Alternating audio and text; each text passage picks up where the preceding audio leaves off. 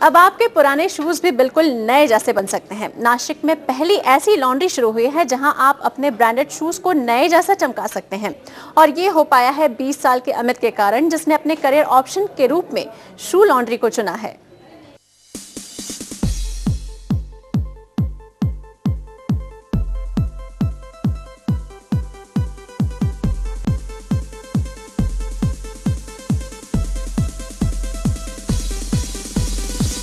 Reebok हो या Nike के शूज या हो एक्शन का ब्रांड,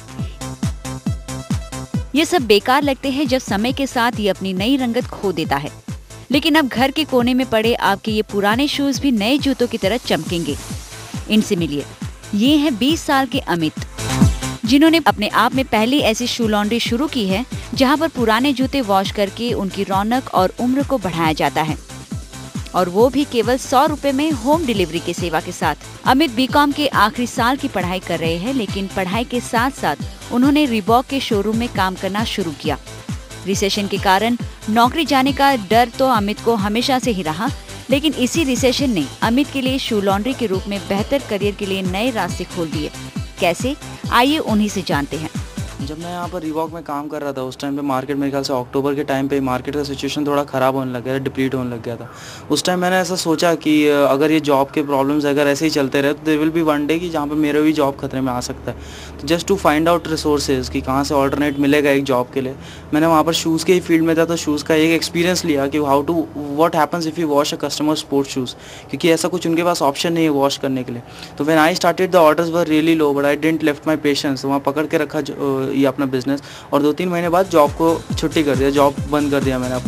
अमित ने शू लॉन्ड्री खोलने से पहले अपने घर वालों को इस बारे में नहीं बताया, लेकिन जब बताया तब भी घर वाले इससे खुश नहीं दिखे। लेकिन आज अपने बेटे की कामयाबी से वे बेहद खुश हैं।